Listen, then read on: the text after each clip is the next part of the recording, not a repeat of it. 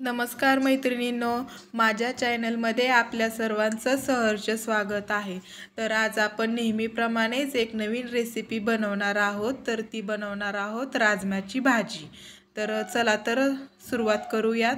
राजमा स्वच्छ पाण्याने धुवून घेतला आहे। त्यानंतरने मी कुकरमध्ये शिजण्यासाठी ठेवलेला आहे। कुकरच्या 2-3 शिट्ट्या करायच्या आहेत। छान मस्तपैकी तो शिजवून घ्यायचा आहे। त्यानंतरनं 2 कांदे घेतलेले आहेत। ते मोठ्याच आकारात कापायचे आहेत आपल्याला, कारण की आपल्याला ते फ्राय करून त्याची पेस्ट बनवायची आहे। त्यानंतरून मी 2 टोमॅटो घेतलेले आहेत। टोमॅटो ही मोठ्याच आकारात कापून घ्यायचे आहेत व त्याची पेस्ट बनवायची आहे आपल्याला। हे बघा, अशा पद्धतीने कापून घेतल्यानंतरून आलं लसूण मी ठेचून घेतलेलं आहे। जास्तीचं बारीक केलेलं नाहीये। त्यानंतर कुकरच्या 3 शिट्ट्या मी करून घेतलेल्या आहेत। कढईमध्ये तेल गरम करायला ठेवलेलं आहे। त्यानंतर त्यामध्ये कांदा भाजायला टाकलेला आहे। हे बघा, अशा पद्धतीने कांदा छान भाजून घ्यायचा आहे। त्याचा सोनेरी कलर होईपर्यंत तो आपल्याला भाजायचा आहे। नंतरून तो काढून घेतला व त्यानंतरून कढईमध्ये तेल टाकलं, काही मसाले टाकलेले आहेत व एक कांदा नंतरून बारीक चिरून घेतलेला होता तो ह्यामध्ये टाकायचा आहे। तोही छान व्यवस्थित भाजून घ्यायचा आहे। कांदा व्यवस्थित भाजल्यानंतरून त्यामध्ये आलं लसूण टाकायचं, बारीक केलेलं टाकायचं आहे। तेही छान व्यवस्थित भाजून द्यायचं आहे। गॅस कमी आचेवरतीच ठेवायचा आहे, जास्त करपून द्यायचं नाहीये। त्यानंतरून जे टोमॅटोची प्युरी बनवली होती ते आपण ह्यामध्ये टाकणार आहोत। तेही व्यवस्थित छान भाजून घ्यायचं आहे। टोमॅटोचा जास्तीचा वास येऊ नये त्यामुळे आपण ह्यामध्ये थोडंसं मीठ टाकणार आहोत व टोमॅटो व्यवस्थित भाजण्यासाठी ते मीठ टाकलं आहे मी।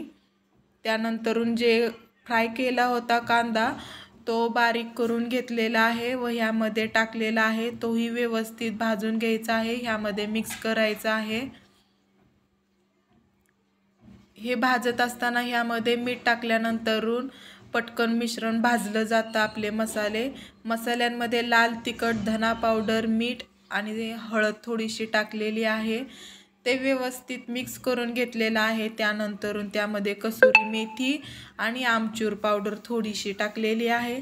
तेही व्यवस्थित मिक्स करून घ्यायचं आहे। थोडंसं व्यवस्थित परतून घेतलं की त्यामध्ये आपण जे शिजवून घेतले होते राजमा ते ह्यामध्ये टाकणार आहोत। ते व्यवस्थित मिक्स करायचं आहे। ते व्यवस्थित मिक्स केल्यानंतरून त्याच्यामध्ये अर्धा ग्लास मी पाणी ओतलेलं आहे। यामध्ये पाणी टाकल्यानंतरून ते व्यवस्थित परतून घ्यायचं आहे व ते 5 ते 10 मिनिटांसाठी शिजत ठेवायचं आहे। हे अशा पद्धतीने व्यवस्थित छान आपल्याला ते शिजवून घ्यायचं आहे। शिजून घेतल्यानंतर हे बघा, तुम्ही बघू शकता भाजी खूप छान झाली आहे। त्याचं स्ट्रक्चरही खूप छान आहे, कलरही खूप छान आहे। अशा पद्धतीने बनवल्यानंतर त्याची टेस्टही खूप छान लागते।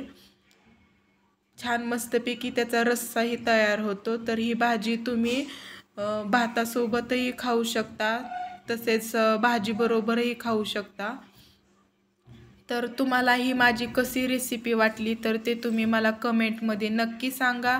माझ्या चॅनलला सबस्क्राईब करायला विसरू नका आणि लाईक करा। Thank you.